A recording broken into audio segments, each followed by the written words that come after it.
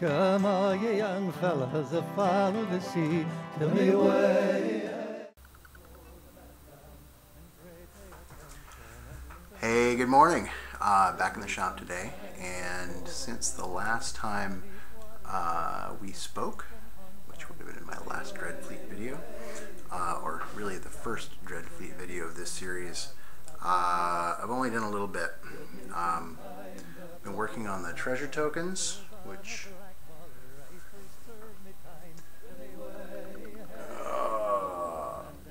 there we go. Anyway, not much on there except gold. The preferred colors for these are a mixture of scorched brown and shining gold to get started. Then once I've got that on there, I dry brush just shining gold on its own. And when that's all done, a lighter dry brush of burnished gold just to get going. There's some other like silvery bits that need to be on there, a couple of little gem colors, and last time I did these I actually made it look as if there was something in the cup. So I may do a little brief tutorial on that later. We'll see if I get to these. But the other thing that I'm working on is the Heldenhammer. And since the last time, here I'm going to pick you up, since the last time we spoke, I did some more colors on it, and let me walk you through where we are so far. Hull colors start out at Mechrite red, or a mixture, I should say, a mixture of, nope, actually, back up. So Mechrite red to start on the hull, across the whole thing. Then ball red wash to give it some depth. Then a layer of a mixture of Mechrite red and blood red, and essentially leaving a nice line of the darker color near where the sort of gold filigree starts. And then I'm done for now, and later on I may hit the I will probably hit the corners with a little edge highlighting, but not yet. So then let me see, the cathedral tower is I think Codex Gray, with a black wash over that, and then sort of working it back to the gray again. I'm still working on that, actually. As you can see, it's a little muddy still. The roofs are I want to say, well, it's shadow gray. That's what it is, shadow gray. Again with a black wash, then a dry brush of the shadow gray again, and then I'll probably do a really light ghost gray dry brush on there. The gold bits. So let's talk about this guy up front. So his gold is pretty much the same as the gold here, which is a scorched brown shining gold mix over the whole thing, then a dry brush of shining gold, and then a dry brush of burnished gold. And you know, it's a great color mix. It's I really like how that comes out. It's very metal, very metallic. And then of course the filigree, I'm essentially following the same path, except this is only going to be a two-step. So this is started with kind of a little brighter mix of the scorched brown shining gold, and then I'm going to go back over it with just the shining gold, and I think that's going to be all, because one of their recommendations, and I should say for for this guy up here as well is to do a silver like edge highlighting. I don't like how that looks. I think it ends up kind of washing out the color a bit. So not doing that. So the gold still needs some work. The roof still needs some work. The guns need to be painted. I'm probably going to do those in bolt gun metal. And yeah. So if I can get all that done, this part will be finished, and perhaps I'll glue him to his base. We'll see how that goes. Yeah, and it's not too much work left on this part of it, which is kind of nice. Although, I gotta say, the gold filigree hitting all that stuff is kind of a pain. But it should go relatively quickly. Alright. Yeah, and then, the Scabris is now assembled. He needs to have some seams filled. And what else? Well, obviously paint, but before I can paint, he's got some work that needs to be done. And so I'm going to probably be bouncing back and forth between these two projects, concentrating on Heldenhammer. And then, of course, if I feel the need to do something quick that I can feel like, oh yeah, I finished, yay, then I'll do these guys.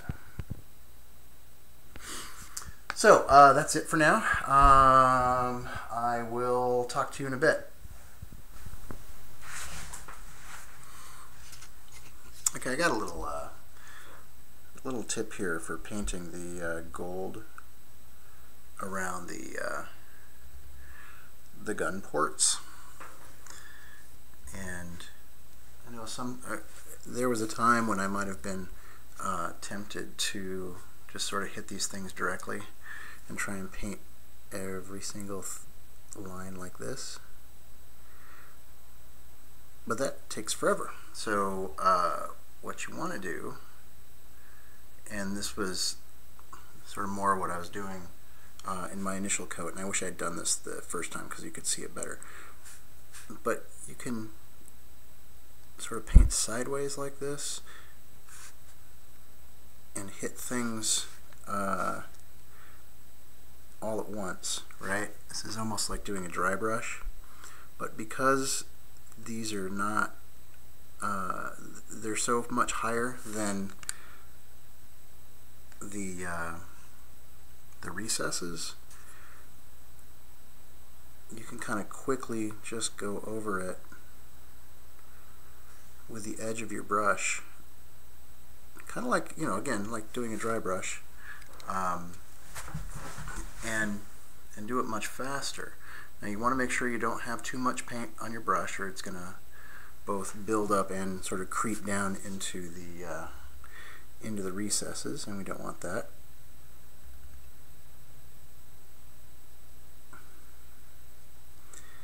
But this goes a lot faster than trying to paint each individual opening, right? Anyway, just a quick tip, and I'm going to go back and continue on with what I'm doing.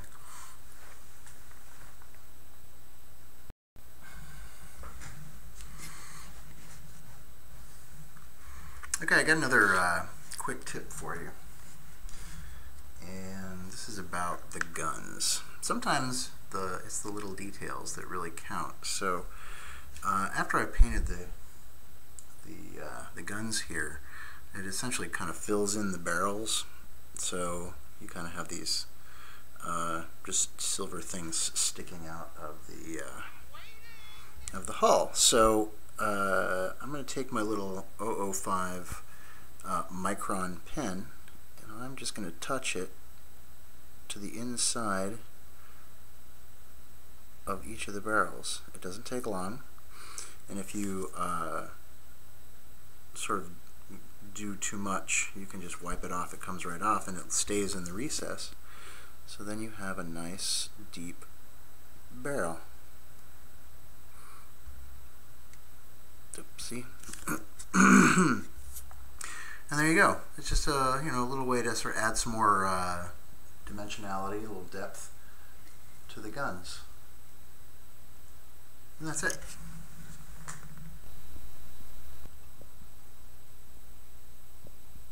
Okay, so at this point the hull is pretty much ready to go. It's just going to wait on the sails, which I'm not going to do yet.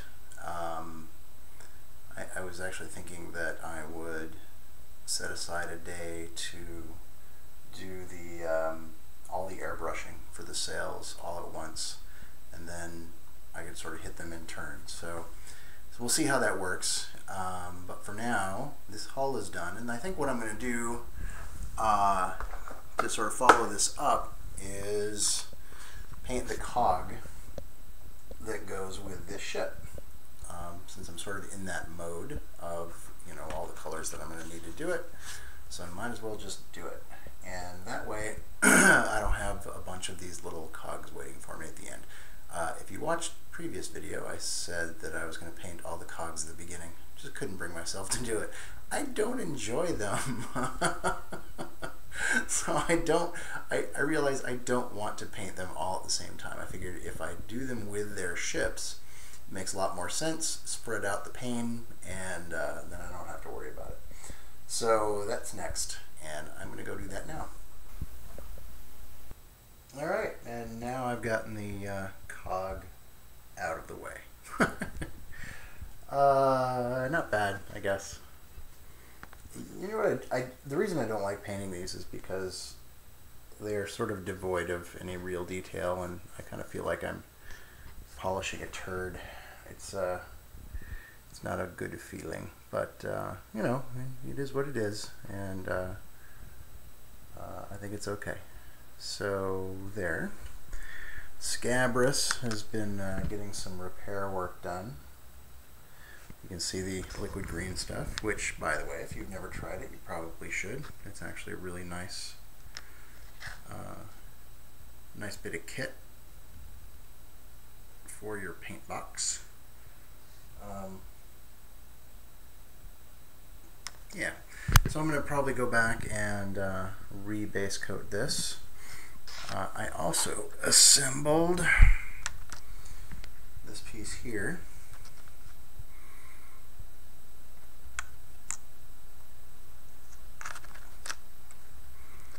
It's a little, you know, it's 4 pieces. It goes together to make up those bits, and so they are pretty much done. At least, by, I mean, you know, assembly-wise. And so there we are. So I'm going to see what I can do here with this guy, and then I'll come back and talk to you some more. Alright, I got another little tutorial here. This is the treasure token with the sort of liquid effect, and I figured I'd show you how I did that. I really like it. It's kind of cool. I'm going to start with P3 worm green, which is sort of a lime green, and you can use any similar color, like scorpion green I think might be the equivalent citadel color. I'm going to put it in there really wet,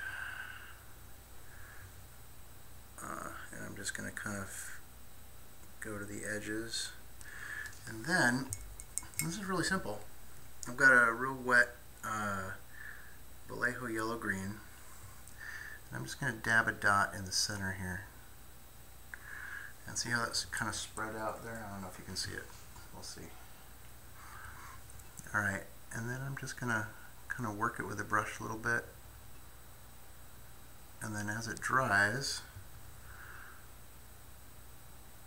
you know, this is essentially a wet blend, but I'm not doing too much to sort of evenly spread it. I kind of want it to have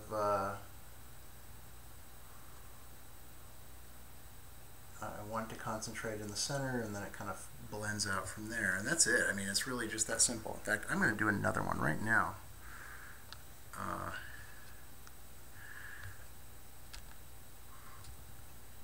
Hold on. So here's the worm green.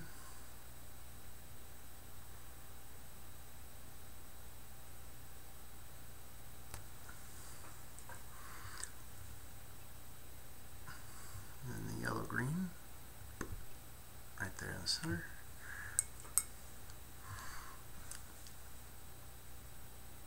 And then just kind of spread it out a little bit.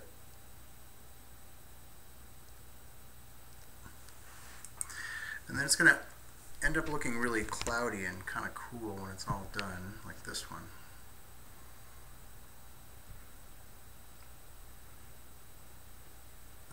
And so that's it. Just a really quick little tutorial there.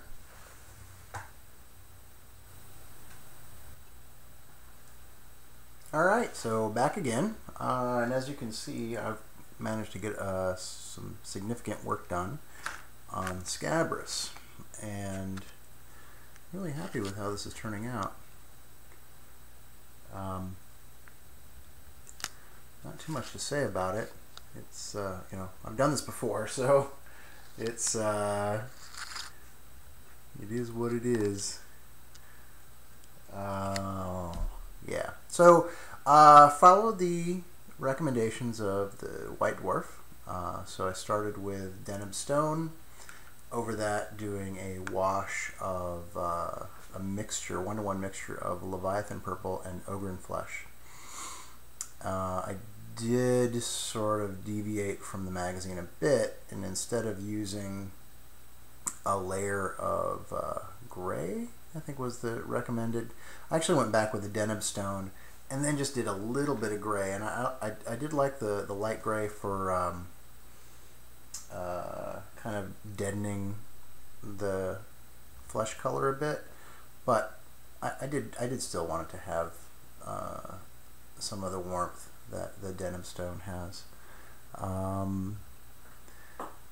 This isn't done, by the way. It's getting there, but it's not quite done. I still need to do some work on the mast and touch up some details and stuff.